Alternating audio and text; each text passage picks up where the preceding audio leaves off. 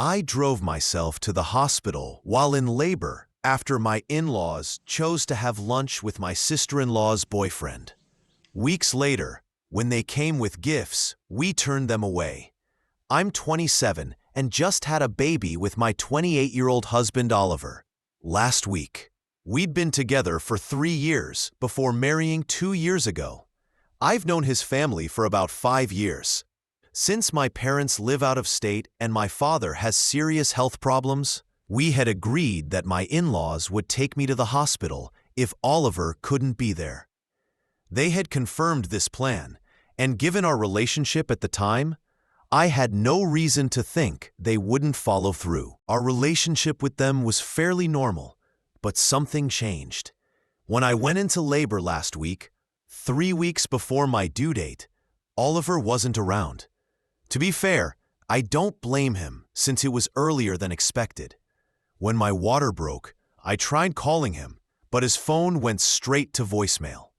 He later explained that he was in an important client meeting with poor reception. Still, we had already planned for this exact situation. When I realized he couldn't pick up, I called my in-laws.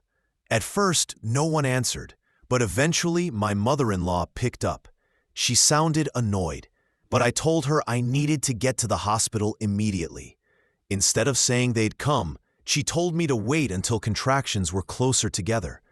They were busy having lunch with my sister-in-law Sarah's boyfriend, whom they had just met. For context, Sarah's 23 and had only been dating him for 6 months. Honestly, I thought the birth of their grandchild should have taken priority over that lunch. I tried to explain I didn't want to wait, but they brushed it off, saying the baby could wait and they would come after eating. Since they had just ordered, I knew it would be hours before they finished, drove to my place, and then took me to the hospital. I couldn't rely on them. I tried Oliver again, but got no answer, so I decided to drive myself. Thankfully, the contractions weren't too bad yet, and I arrived safely. Once admitted, I waited until about 2 hours later when Oliver called me back. I told him everything, including his parents' refusal to help. He rushed over and made it within another 2 hours, by which time I was well into labor. A few hours later, I delivered the baby, and in the excitement, we didn't focus on his parents. They never showed up. 2 days later, they called Oliver, asking if the delivery had gone well, and excused themselves by saying they had been distracted by lunch. Personally, I don't see how anyone forgets the birth of their grandchild.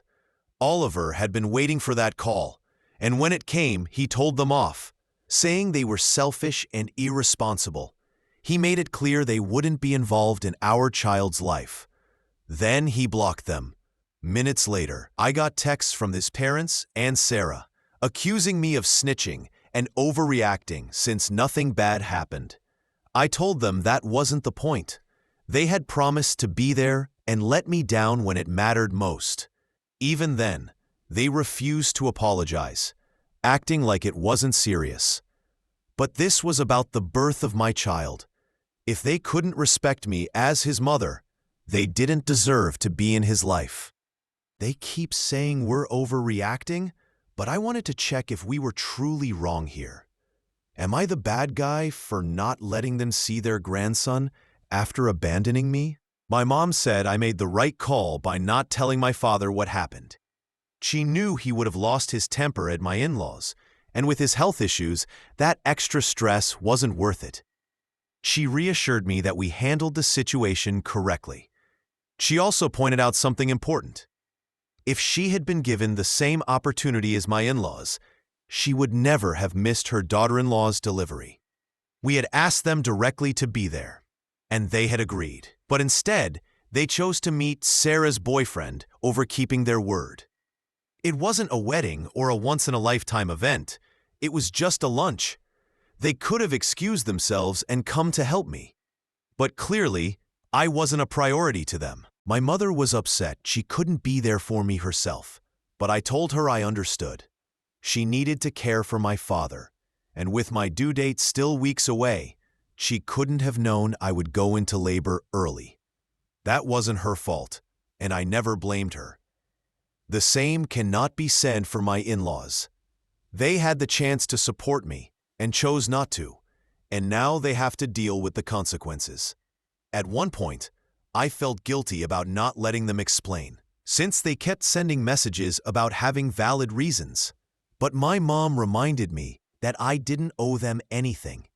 If their reasons had been serious, we would have known. Since they weren't, then they weren't real excuses at all. That was enough for me, and I decided not to engage further. It's been 2 weeks, and honestly, we'd almost forgotten about the in-laws because we were so focused on our baby. But today, they suddenly showed up at our door, around 9 a.m. while we were having breakfast. They came with a pile of gifts, flowers, and balloons, ringing the doorbell non-stop. Clearly, they thought bringing presents would fix everything. But Oliver and I remembered exactly what they had done. We told them directly that we didn't need the gifts and wanted them to leave us alone. They had already wasted their chance to be supportive. Then my mother-in-law started speaking to me in this patronizing tone, as if I were a child who needed to be soothed. She said she knew I was upset, but insisted everyone makes mistakes and that they were entitled to one. According to her, enough time had passed, so it was best to move on for the sake of the grandchild. Her dismissive attitude shocked me. Nobody had ever spoken to me that way before. Oliver stepped in and told her to stop. He made it clear we weren't at daycare and she wasn't my babysitter. He also told them that whatever was best for our baby was our decision, not theirs. He reminded them they had lost the privilege of being grandparents when they chose not to drive me to the hospital. That's when the argument escalated. They accused us of dragging things out, making them feel guilty for something that wasn't that serious. They even said we were depriving our son of their love out of spite. At that point, I snapped. I told them my son was not missing out on love. He had ours, and that was more than enough. I reminded them they never valued him when he was born, and they had still never apologized to me. Instead, they kept accusing me of overreacting. I warned them to leave immediately or I'd call the police. They looked shocked that I raised my voice, but I had had enough. Oliver backed me up and told them again to leave before he called the cops. Things got heated. The baby woke up, and I went to calm him while Oliver handled the rest. His parents and sister then tried to reason with him by blaming me. They claimed I was just hormonal and that missing the delivery wasn't intentional. They had only wanted to avoid being rude to Sarah's boyfriend. Later, they even said they had forgotten about the birth, which was unbelievable. No one forgets that their daughter-in-law is in labor and their grandchild is being born. Oliver eventually pulled out his phone and said he was calling the police. That finally made them leave, though they shouted that he was ungrateful and would never be forgiven. He didn't care. Afterward, he came straight back to me and the baby, and we spent the rest of the day in peace, agreeing that if they ever showed up again, we would call the police immediately. It's now been 3 weeks since my last update, and things are going well. My mom returned with my dad, and they'll be staying for a week or two to help out. I'm grateful for the support, especially since I'll be returning to work in a few months, and we've started looking for a nanny. Having my mom here also gave me someone to confide in. Oliver doesn't like talking about his family. He's embarrassed by their behavior, but I told her everything. Recently, we got an email from his parents. It wasn't an apology.